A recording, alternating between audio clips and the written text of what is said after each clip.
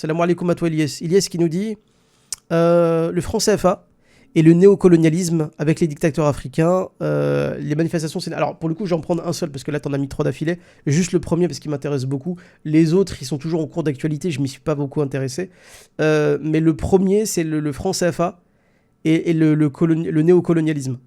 En fait, on n'a même pas besoin de parler de néocolonialisme, c'est un colonialisme qui s'est jamais arrêté. C'est juste qu'aujourd'hui, on parle de néocolonialisme parce que militairement, en plus, c'est pas tout à fait vrai aujourd'hui, mais militairement, la France, elle n'est pas présente dans tous les pays d'Afrique. Mais le franc CFA, c'est une monnaie qui est battue par la France pour des pays africains.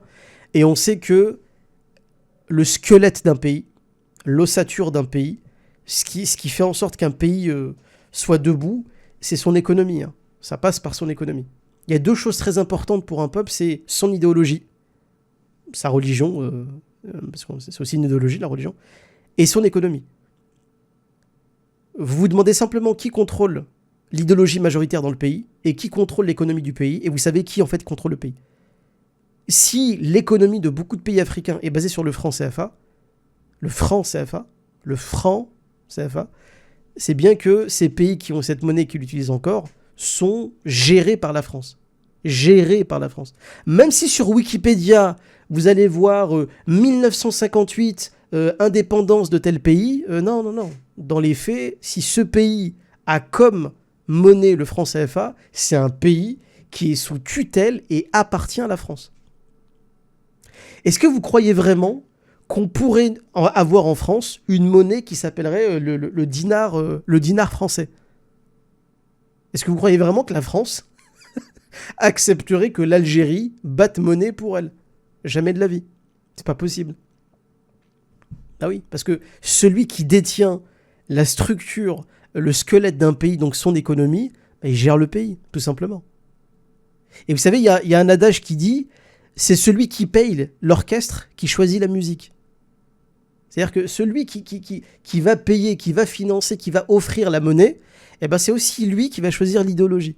C'est pas pour rien d'ailleurs que beaucoup de pays africains, pas simplement les gens qui ont comme monnaie le franc CFA, il y a beaucoup de pays africains qui sont totalement occidentalisés, parce qu'ils reçoivent des subventions de l'étranger, mais par milliards, et souvent d'ailleurs des dictateurs qui sont financés par des pays occidentaux, et notamment la France, et qui choisissent l'idéologie à distiller dans la tête des gens. Voilà. C'est celui qui paye l'orchestre qui choisit la musique. Donc les chefs d'État africains, surtout les dictateurs africains, qu'ils soient nord-africains d'ailleurs ou africains tout court, voilà, quand ils sont payés par l'Occident, c'est l'Occident qui choisit l'idéologie à mettre en place. C'est aussi bête que ça. Donc oui, c'est toujours une forme de colonisation, Ilyes, et de néocolonialisme, tout à fait. Mais ça, c'est une colonisation douce. Avant, pour coloniser un territoire, il fallait envoyer une armée. Ensuite, il fallait exterminer la population. Et lorsqu'on avait bien vidé la population, le territoire de sa population, on y installait de nouvelles villes, de nouvelles colonies. Aujourd'hui, on peut coloniser et dominer un pays étranger, surtout quand il est pauvre, à coup de subventions, d'argent, d'aides comme ça. On peut acheter un pays. On peut l'endetter aussi. Hein. On peut l'endetter. Il suffit aujourd'hui que le Fonds monétaire international, le FMI, aille voir un pays qui est Hachekoum, qui est dans la merde, et qui lui disent « Bon, vous êtes pauvre, vous êtes endetté, hein ? Ouais. Nous, on est gentils, on est des gentils occidentaux, on va vous prêter 50 milliards d'euros ou de dollars. Par contre, attention, hein, vous allez nous rendre l'argent pendant des décennies et des décennies, voire des millénaires. En vrai, vous serez nos larbins, vous serez des esclaves. Et puis, il y a des pays assez stupides pour signer. Malheureusement. C'est une manière de coloniser un territoire, hein, de coloniser un pays. Parce que lorsqu'on propose à un pays, je te donne 100 milliards, tu signes, et tu rembourseras plus tard, dans les propositions, on lui dit aussi, bon, dans le contrat, j'ai aussi ajouté qu'on allait envoyer une équipe pour aller forer ton sous-sol, parce qu'il est très riche en or, en diamants, en uranium, en je sais pas quoi, hein. C'est aussi une manière de nous rembourser. On va piller tes richesses, et ce sera aussi une manière de nous rembourser. T'as vu, on est sympa, hein. Ouais, c'est l'humanisme occidental. On vous aime tellement que on va piller aussi vos richesses. Voilà. Et c'est comme ça que l'Afrique se gère, malheureusement. Et c'est pour ça que dès qu'il y a un chef d'État africain qui prend le pouvoir et qui décide de mettre l'intérêt de son peuple avant les intérêts étrangers, il se fait assassiner.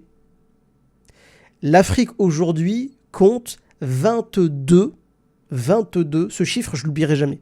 22 chefs d'État africains assassinés par la France. De près ou de loin. 22 chefs d'État africains. Notamment le dernier qui a été comment dire, le plus spectaculaire, c'était Kadhafi. D'accord ? Et on sait pourquoi il a été tué, Kadhafi. Ou celui qui avait marqué l'histoire du peuple noir, c'était Thomas Sankara. Feu Thomas Sankara. Thomas Sankara, lui, il a été assassiné, coup d'État. Et il a dit, moi, je veux arrêter et je veux faire en sorte d'arrêter que mon peuple soit le larbin du monde entier.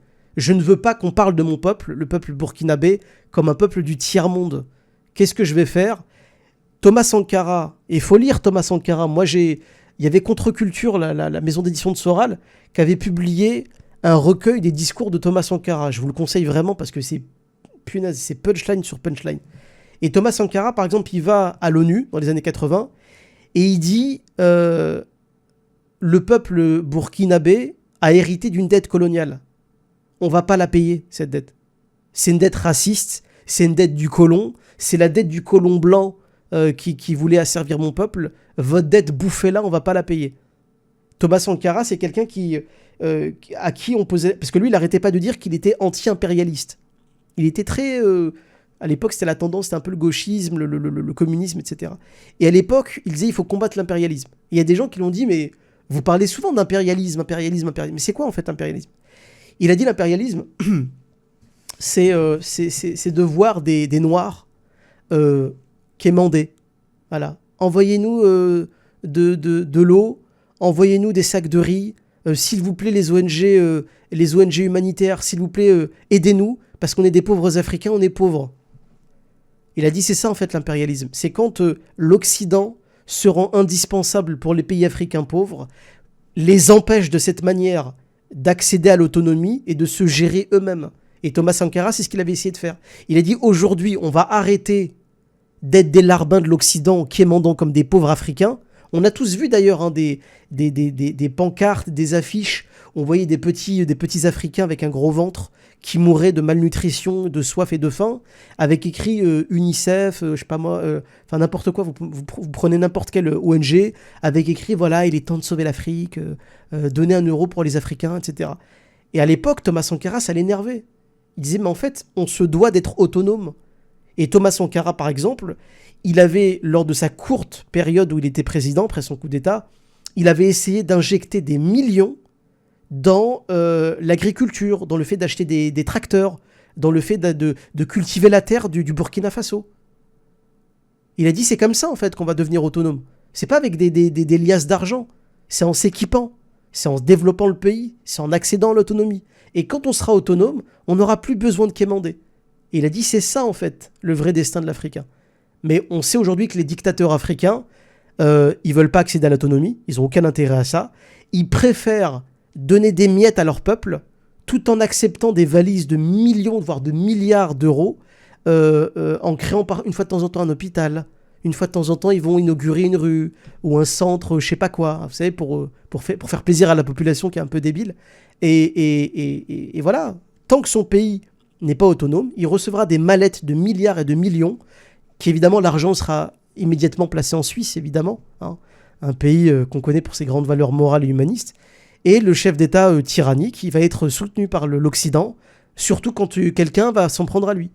Quand la population va commencer à s'insurger et à se révolter contre un tyran qui n'aide pas son peuple à accéder à l'autonomie et à la richesse, eh bien, l'Occident va envoyer des hommes de main pour aider ce tyran au service de l'Occident, pour mater son peuple. Hein, c'est ce qu'avait fait la France avec Ben Ali, par exemple. C'est ce que fait la France aujourd'hui avec Sisi. Hein. C'est ce que fait la France avec MBS, avec... c'est tant que tu mates ton peuple, tant que tu mates les singes, là, eh ben on va te payer. Voilà. Et nous, on va t'envoyer des mallettes et tu te tais. Et il y a des tyrans en Afrique qui ont accepté de faire ça depuis des années. Donc c'est ça le vrai problème de l'Afrique. Et comme je le dis, hein, parce que là, depuis tout à l'heure, ne vous trompez pas, là, je suis pas en train de blâmer les tyrans. On pourrait le croire hein, avec ce que je viens de dire. Pas du tout. Je blâme les Africains. Je blâme les Nord-Africains. Je blâme les Arabes. Je blâme les musulmans. Parce que c'est de notre faiblesse hein, que ces gens-là sont au pouvoir. C'est de notre faiblesse. Parce que ceux qui sont en train de gouverner ces pays, ces tyrans, ils sont de chez nous. Faut pas l'oublier. Les tyrans des pays noirs africains, ce sont des noirs. Les tyrans de pays arabes et berbères, ce sont des arabes et des berbères. D'accord? Faut pas l'oublier. Hein. C'est pas des blancs, des machins, des juifs au pouvoir. Non, non. Eux, ce sont qui payent de loin, si vous voulez. Mais les tyrans, ils viennent de chez nous. Donc les traîtres, ils viennent de chez nous. Faut pas l'oublier. Le premier ennemi de ces gens-là, c'est pas l'Occident qui corrompt. C'est le peuple qui est facilement corruptible. Il est là le vrai problème. Et c'est pas pour rien d'ailleurs qu'on dit qu'il faut revenir à l'islam. Parce que quand on revient à l'islam, on revient à certaines valeurs, on revient à un esprit de chevalerie, on devient des lions, et on n'est plus des petits rats apeurés.